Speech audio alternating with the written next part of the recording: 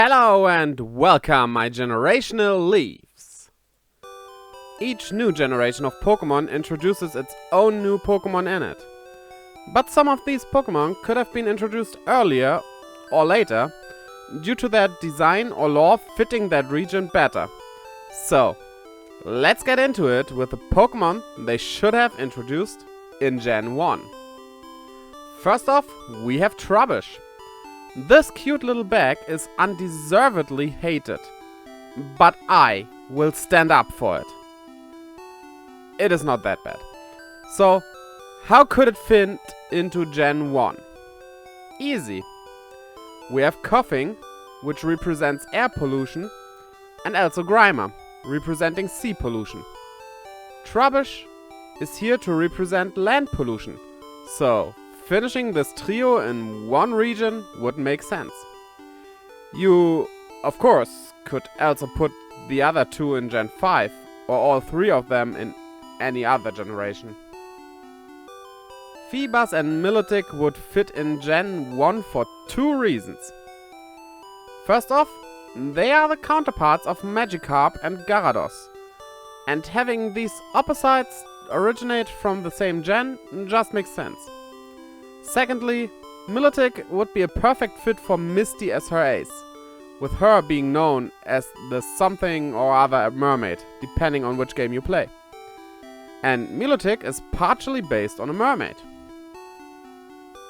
Bellossom is also something I would put in Gen 1, just because it is the perfect Pokémon for one of the gym leaders. I think you can guess who I'm talking about. Grubbin, because Gen 1 seriously needs some stronger bug types. It could be a different one, but oh well.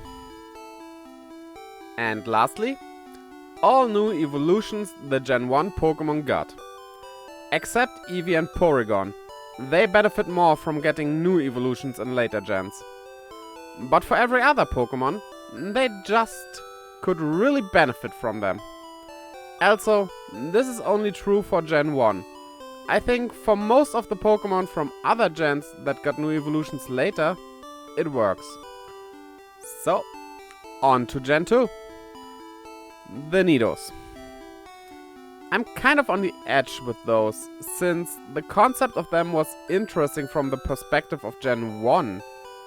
But with Gen 2 onwards having genders for all Pokémon, they would be more fitting to be introduced there. We could put Aerodactyl into Gen 2, so that it has its own fossil as well, but we don't have to, necessarily. Tell me what you think about that. Lastly, Sigilyph. Maybe it is just me, but it looks connected to Unknown. So if you put it in Gen 2, do something with it and Unknown. Maybe make Sigilyph strong like a pseudo-legendary, but you can only find one, and only if you collected every Unknown form. And that's really all I could come up for Gen 2. Probably because it is so similar to Gen 1? Well, let's set sail for Hoenn then. Exeggutor fits much better into Hoenn's more tropical climate, with it being a palm tree. Cleffa's line and Minior might also be good here, right around the space station that Hoenn has. They are connected to space, and apparently Rayquaza eats Minior. Sounds crunchy. Cubone would fit into Mompire far better than into Lavender's tower. Especially as Kanto decided to not have a place to mourn the dead anymore, and instead turn it into a radio tower. Seriously, why was there no storyline of that radio tower being severely haunted? Skarmory. Because then, I would be right when I think that it is a Gen 3 mon. Chinchou is perfectly designed to be found while diving, and diving was a mechanic in Gen 3. Corsola for the same reason as well. Tyrogue, but not Hitmontop. Having Hitmontop as a new part of the fighting trio is cool and all, but connecting them through Tyrogue in a later region would be interesting. Or maybe not. Tell me in the comments what you think about that. Many people think Chingeling is useless. Well, I don't mind it, but they shouldn't have given it only a baby, but also a third stage, like with Roselia.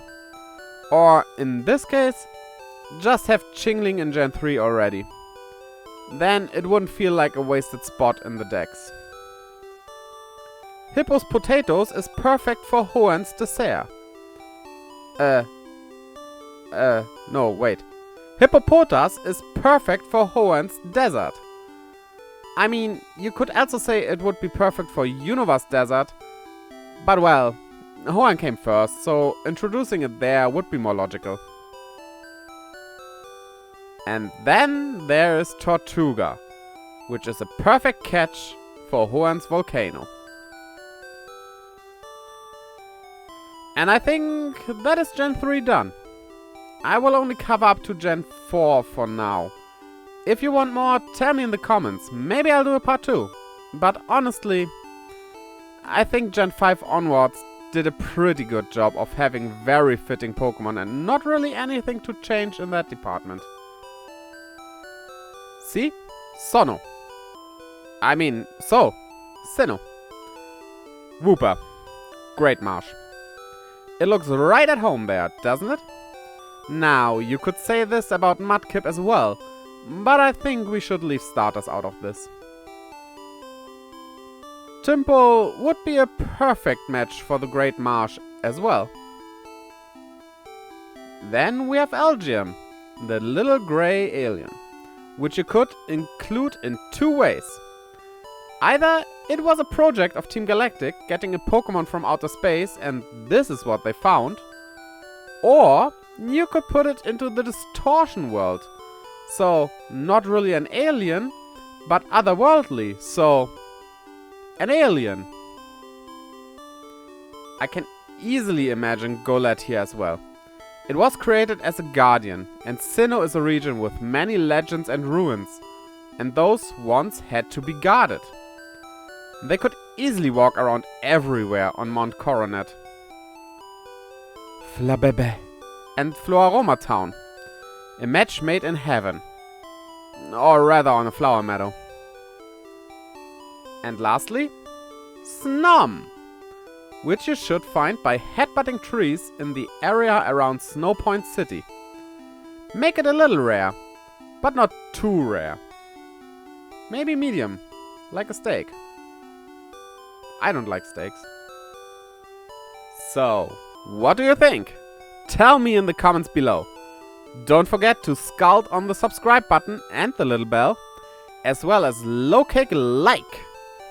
And maybe follow me on Twitter and Instagram. Links are in the description below. With this, see you next time. Bye-bye.